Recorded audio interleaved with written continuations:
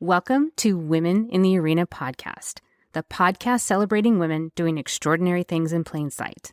I'm your host, Audra Egan, and our mission is to elevate the value, strength, and resilience each woman brings to the world. Without further delay, let's go ahead and start the show.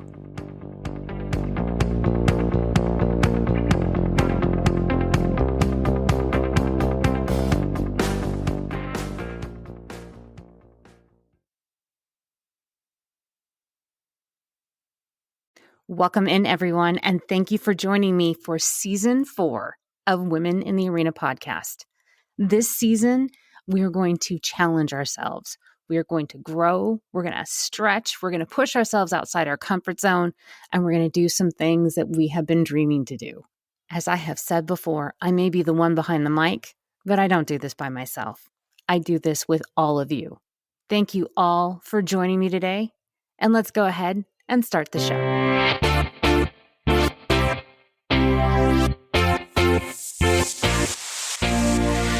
Welcome in, everyone, and thank you for joining me again today. Today, I am joined by Amber Anderson, and she is an incredible woman that has taken mother of necessity to a new level.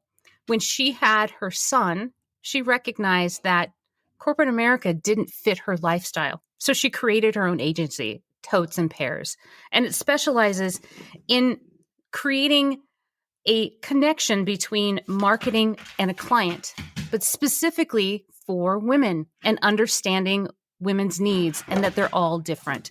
She's also been featured on NPR, Forbes Inc., BuzzFeed, The Huffington Post, Women 2.0, Success, Thrive Global, and she is a contributing writer to American Express blog. It is my pleasure and my honor to introduce to you Amber Anderson. Amber, thank you so much for being here and welcome to the show. Thank you so much for having me. I'm happy to be here.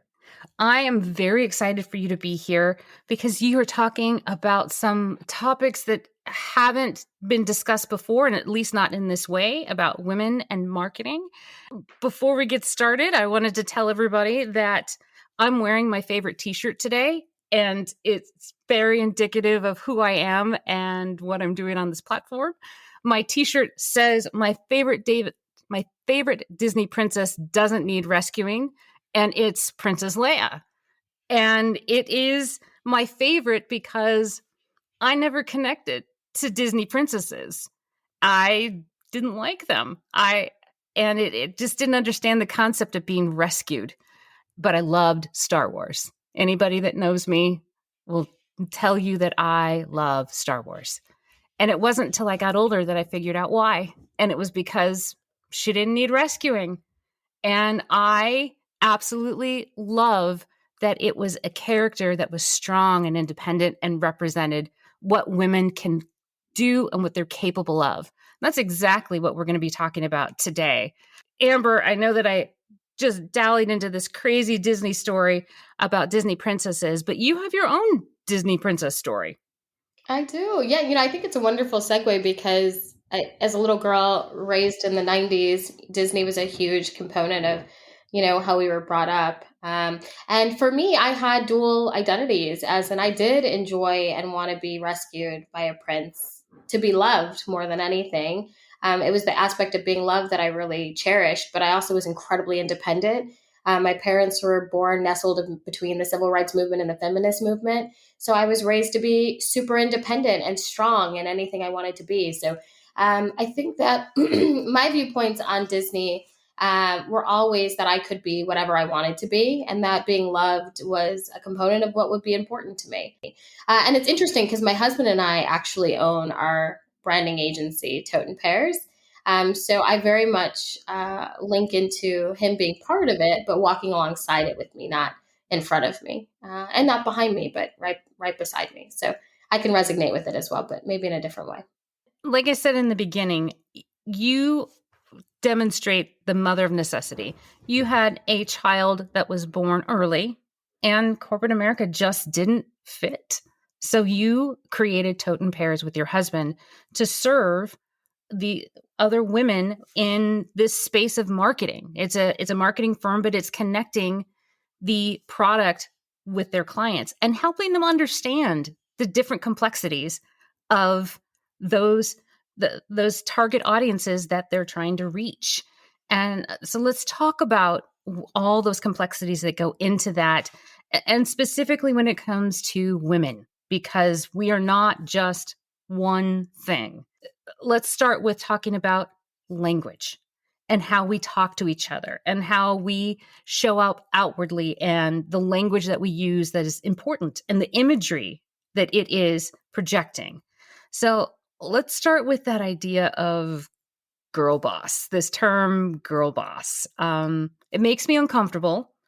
And I found out why, because you recently did an episode on your podcast about girl boss. I want to let you explain why this is giving me a weird feeling and that I've never been comfortable with Mm. it. Yeah, so Tote Pears is an insights and a brand studio. And the reason we did it was, you're right. So my son was born prematurely. At the time, I was working in technology, and I never really fit in. There were lots of layers of my identity that now, years later, I can understand why I didn't fit in. But what was really helpful for me was, once I became a mother, I was really clear that this structure and was not going to work. And so we started Tote Pears as an opportunity to be able to give more insights to customers, which for us are companies, about what their employees need as well as what their clients are looking for. And having those insights help you understand how you can service them better, how you can create an environment that is welcoming, you can create content, and you can create marketing assets that are inclusive of everyone.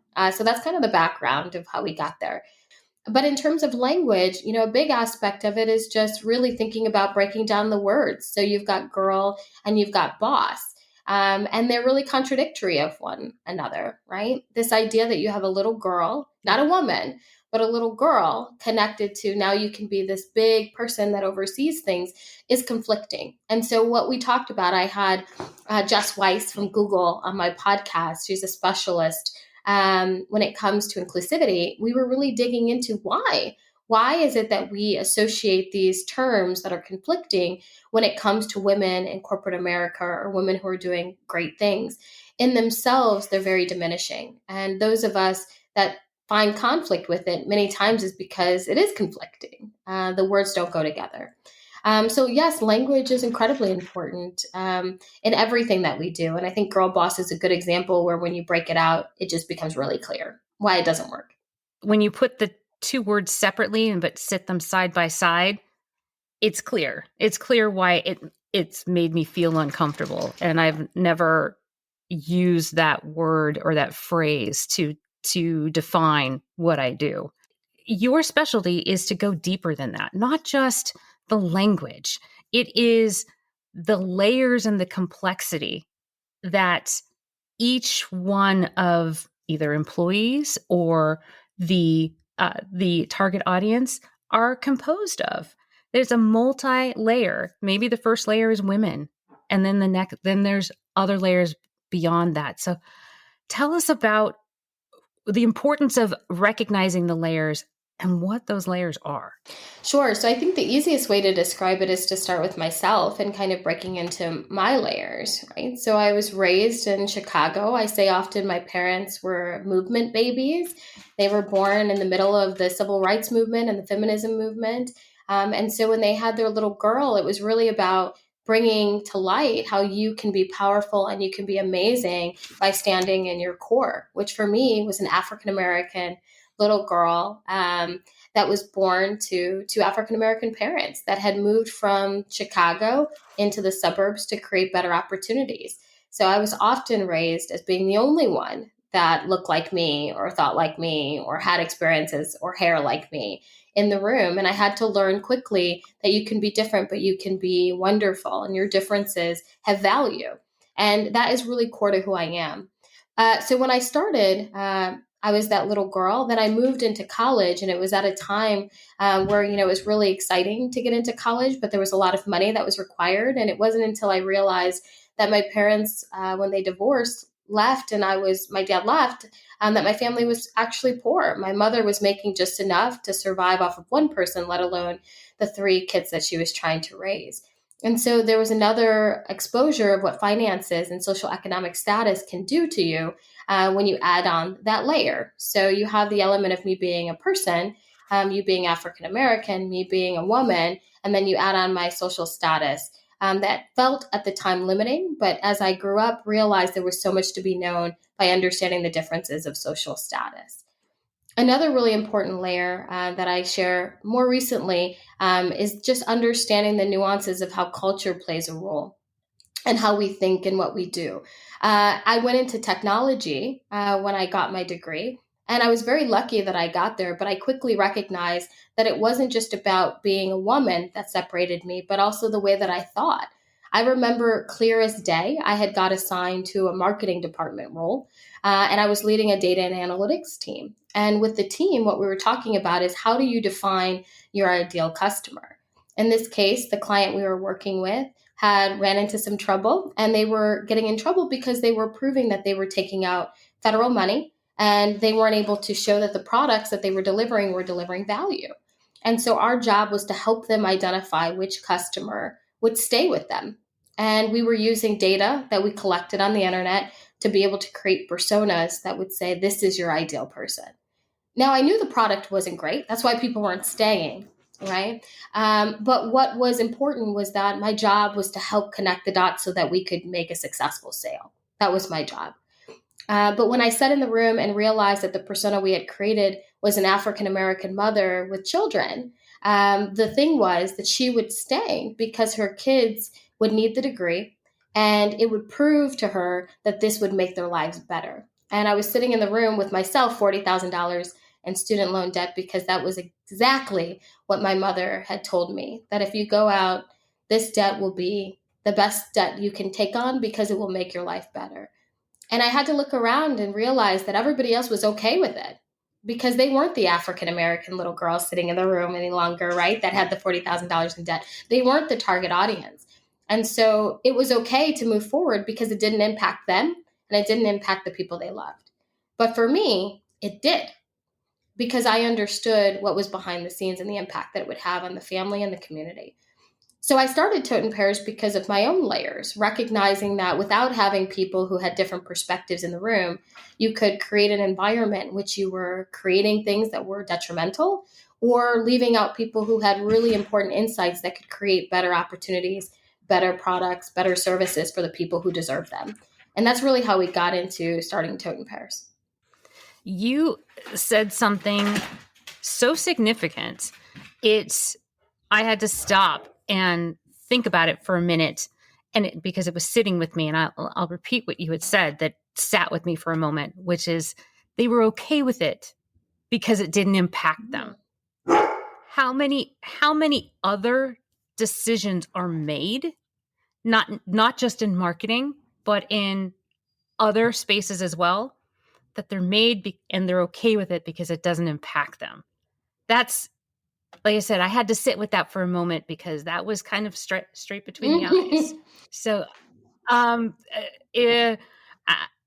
give me a little bit more behind that, because I know that there's way more layers behind that statement. Yeah, I think that it comes into normal times where people are focused on the things that are comfortable for them. We live in an era where we just go through our days and we are built based off of whatever triggers our brain have created to make life easier for us. We don't think about other people, right? Like we think about the people that are within our circle, the people that are our neighbors, the people we see on a day-to-day basis. But if you don't fit within that category, you have usually no time in your day to think about somebody that lives 30 minutes away from you and what that experience is like.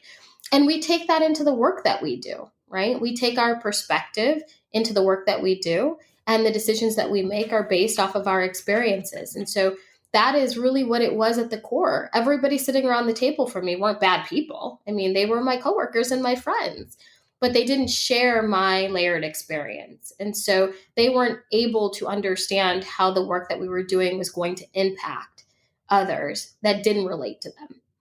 And so I think that's really what that is. And layers can come up in many different forms, right? I gave you a handful of layers that impact me. But as you go on in life, you've got more layers that are going to impact you, and some are going to be similar and some are going to be different.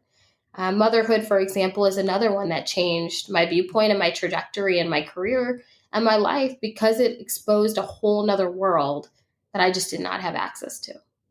Yeah, it gave you opportunity. What first was presented as a dilemma suddenly became an opportunity, and a life-changing opportunity, not just for you, but for your clients. And I find this fascinating that what you're doing is you're connecting your clients with, first of all, understanding the multifaceted layers of their ideal customer and why it's important.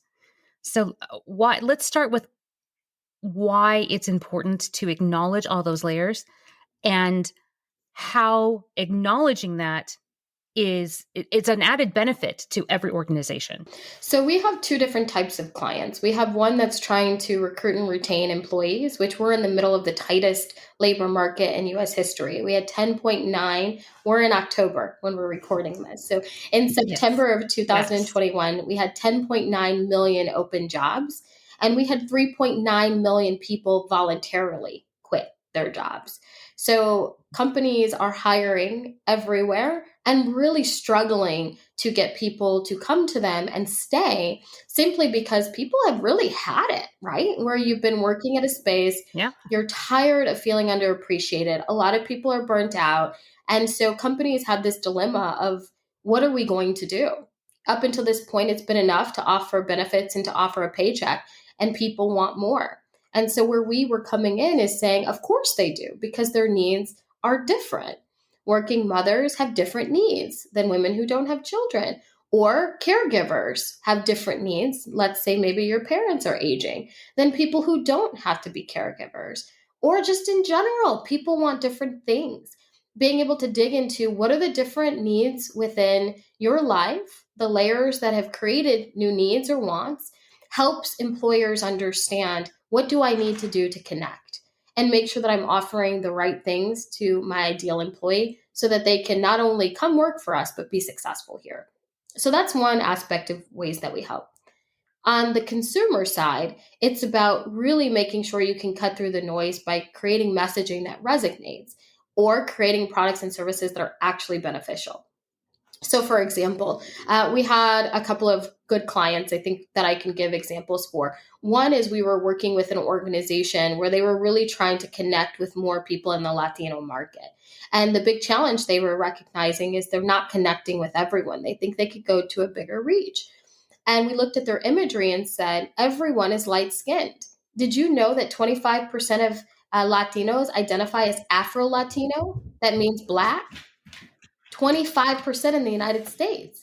So you're not That's representing a your significant. audience, Yeah, right? absolutely. So it's little things like that where we don't recognize because of our experiences sometimes that there are different ways in which people see themselves, different things they need to see and different things they need to hear in order for them to be able to resonate with what you're saying and find themselves comfortable within your brand.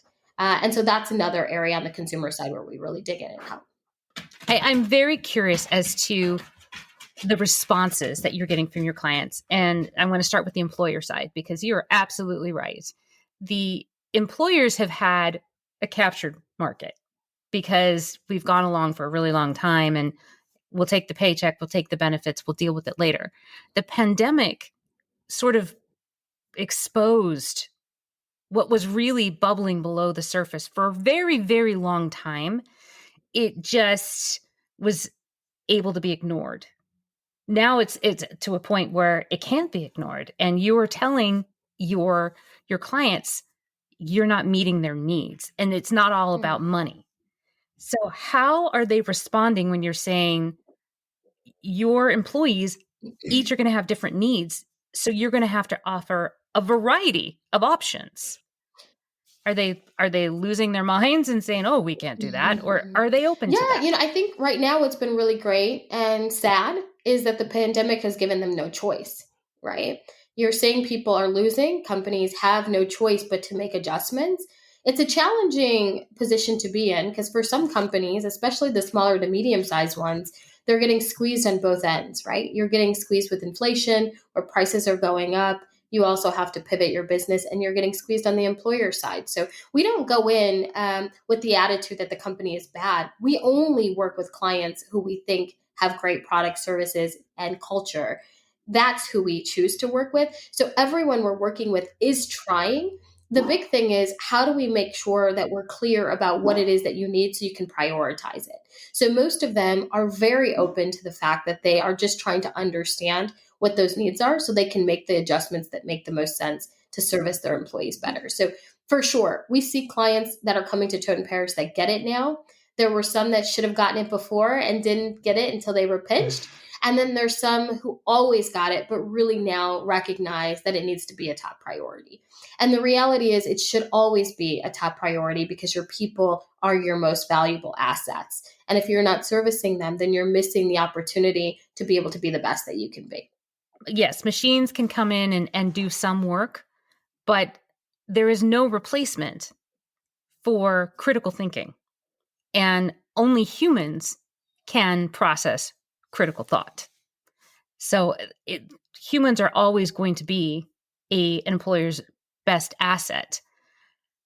With those that have been open to it and responding, what are the options that you have given them of being able to acknowledge each one of their different needs, their different layers, if you will, and being able to meet those needs as their employer of choice? Yeah. So I think what's important, to go back to the computer side. So my background is in technology. And I think one of the things that's exciting, but also can be eye-opening with technology, is artificial intelligence and machine learning is getting stronger, right? So today you don't have the ability for computers to replace humans at the rate you would need to be able to automate everything. But the stat we're tracking to now is by 2030, 20% of jobs will be automated by technology. So, what that means for us as women in corporate is that there is technology kind of beating at the door to be able to replace some of the positions that are out there. We're not going to stop that. So, there are things that we can do to make sure that our skills are strong to be able to stand the test of time in those areas. So, like you mentioned, the critical thinking skills, the ability to be strong in certain niche areas that are growing, those are important to remember because companies are looking for ways to automate. That's not something that we can stop.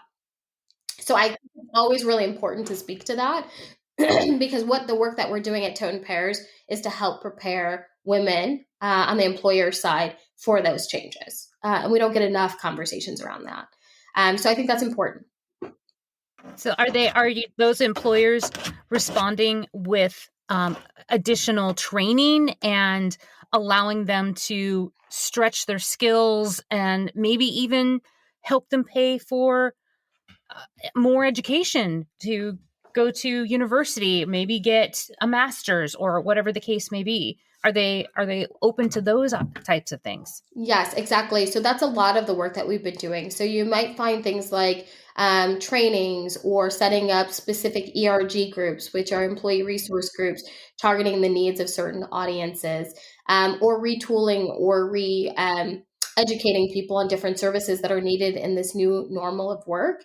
And that is exactly what we see in all of the clients that we come. A lot of them are coming to Tote Pears specifically because they recognize they are actually going to be automating in one space, but they need to be able to retrain in another area. And they want to make sure that women are participating in those opportunities. Yeah, I think that's really interesting that these employers are recognizing that yes, there's going to be a certain aspect that we're replacing, but we want to help you stay ahead of the curve.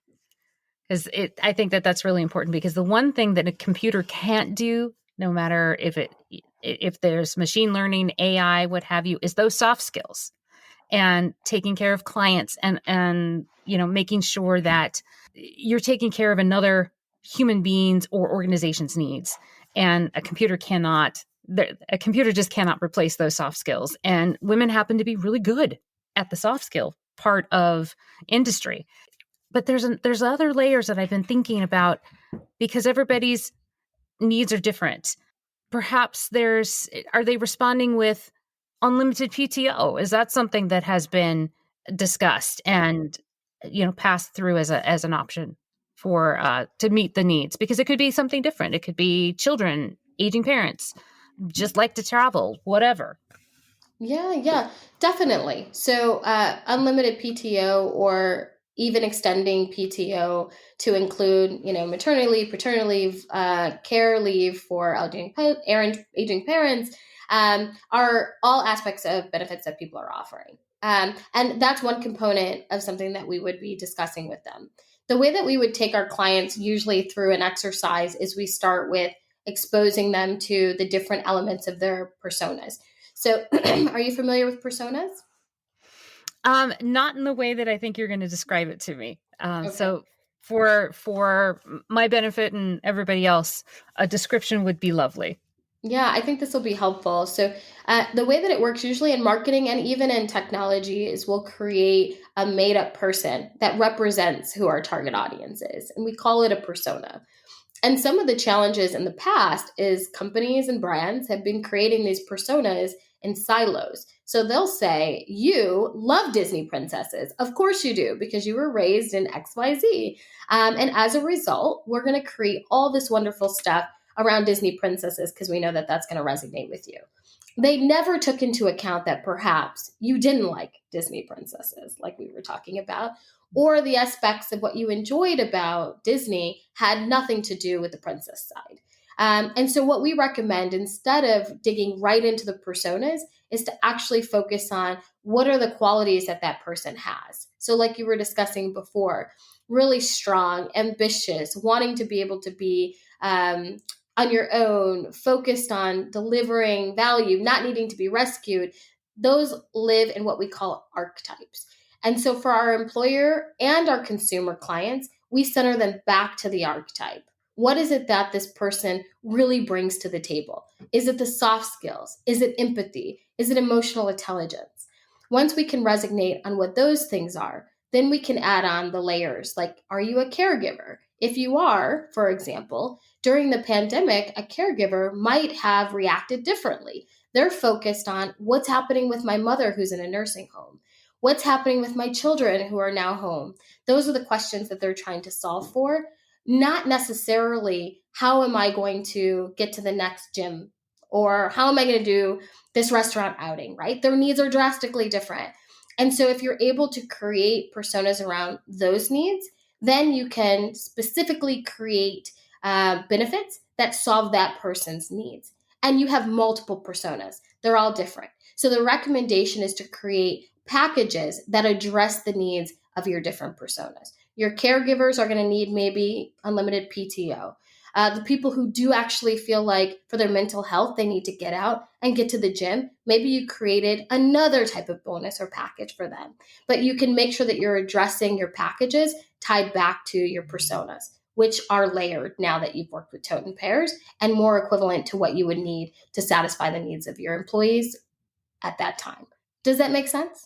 It's yes, and it's fascinating. It's absolutely fascinating science, and there's a both the science, psychology, and a little bit of art beneath that too, because creating those archetypes does need some nuance to it, because humans have nuance to each and every one. You and I share that we're both wives and mothers, but we have different layers, and that you want to be very specific with who you're going to target.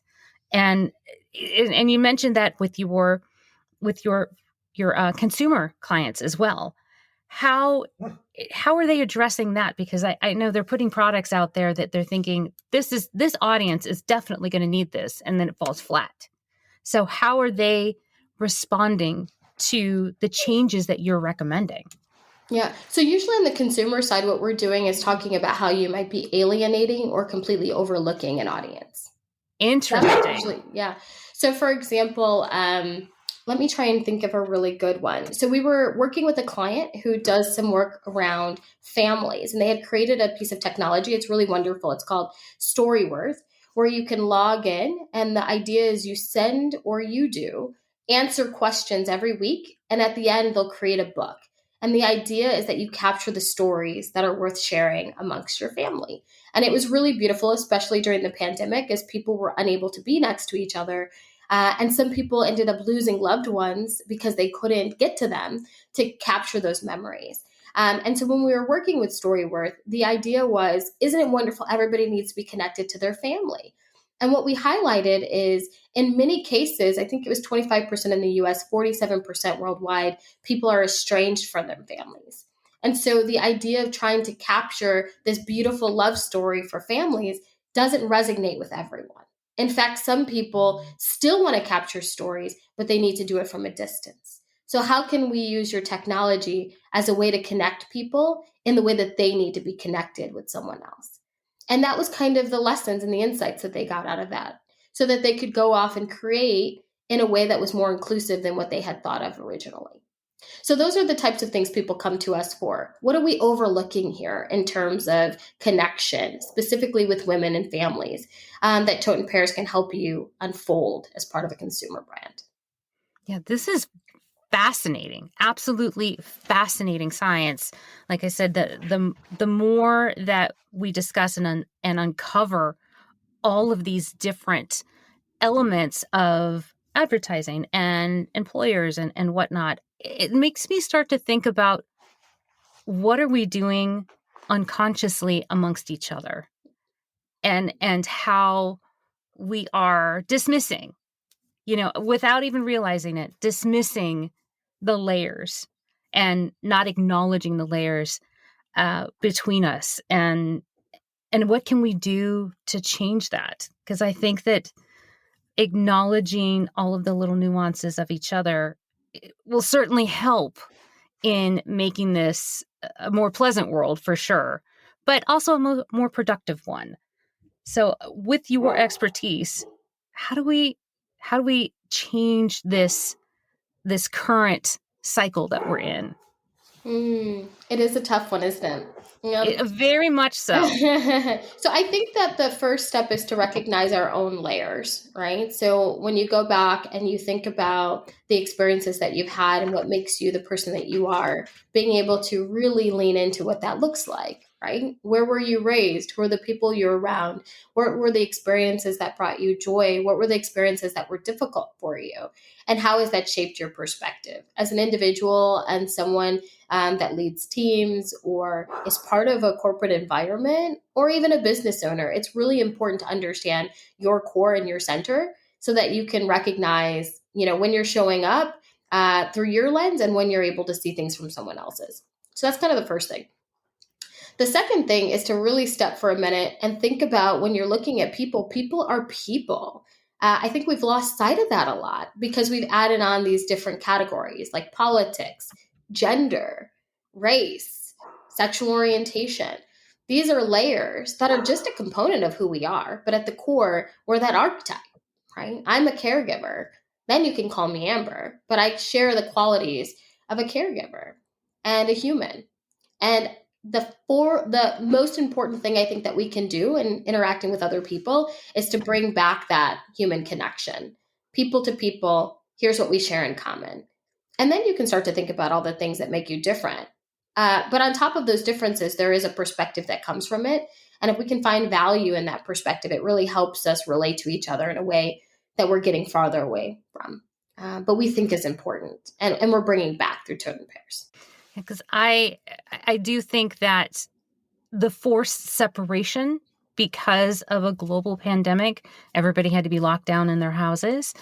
We forgot about other human beings out there, and fueled by extreme politics and extreme issues, because nothing has been mediocre for the last 18 months. Everything has been on the extreme, on the edge.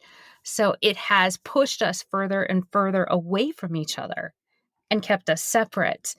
And I think that what you had said about recognizing your own layers and then being able to connect with someone else's layer that's similar to yours, I think that starts helping open up communication and helping us change the trajectory of the environment.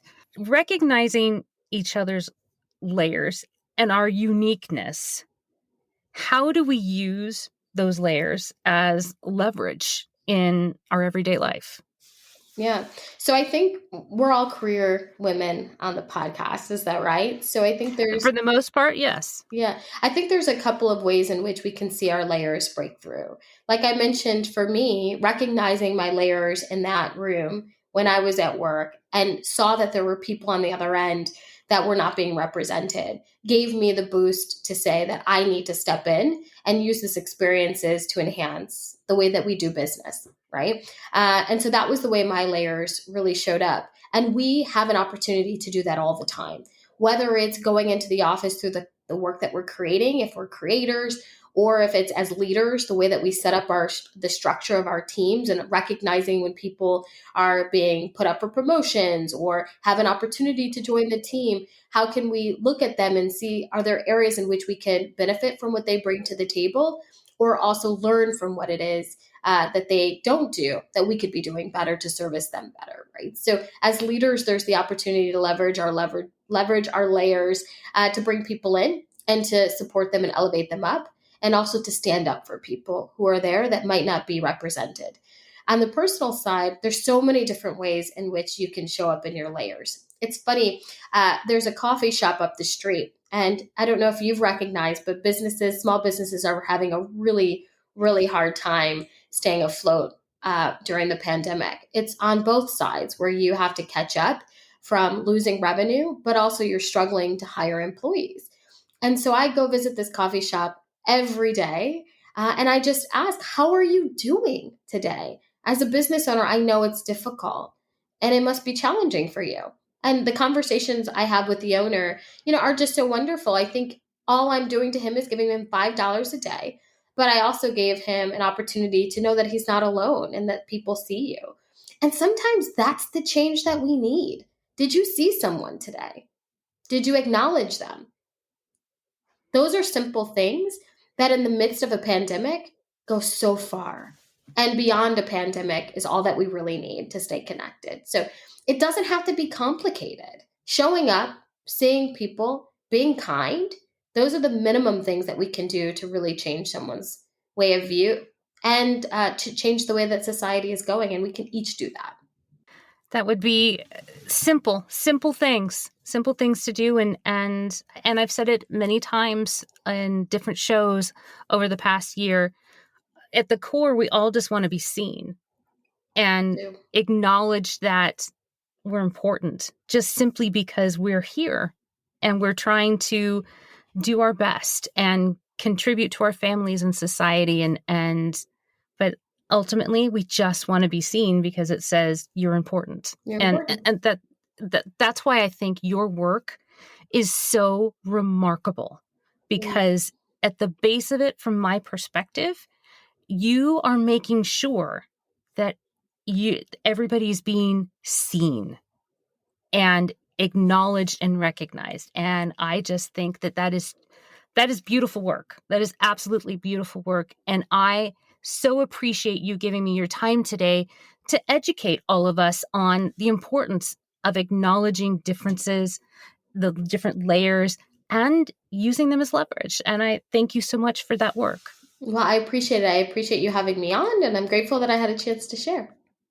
Absolutely. Can you please tell us where we can contact you if people have questions, if they want to engage in your services and perhaps utilize you in their own businesses or in their own products? Sure. You can reach us at toteandpears.com. It's just tote, Tote, and AND, pears, PEARS.com. That's it. Thank you again so much for giving us your time, your expertise, and teaching us a little bit more about how we connect with each other and being a little bit nicer to each other. So thank you for being here today. Pleasure's all mine. Thanks for having me. Thank you all again for listening, and we'll see you again next time. That's our show.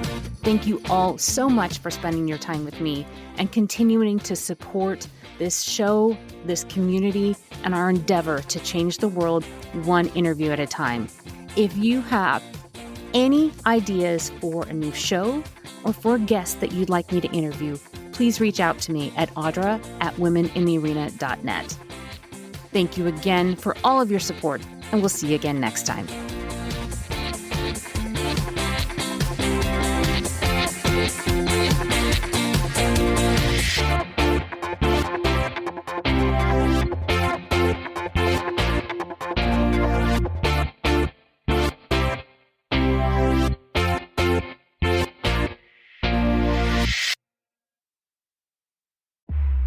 This is just the beginning.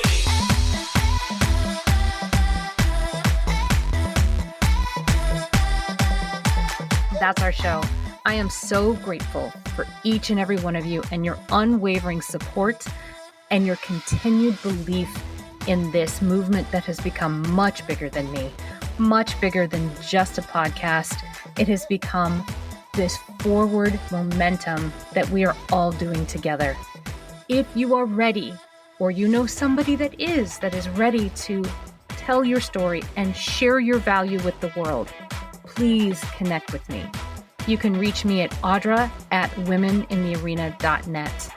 I am so honored and thankful that you will share your story with me, and I'll make sure that it is well taken care of. I will never stop thanking each and every one of you, and I cannot wait to talk to you again next week as we share another woman's story and we celebrate her doing extraordinary things in plain sight. We'll see you next time. This is just the beginning.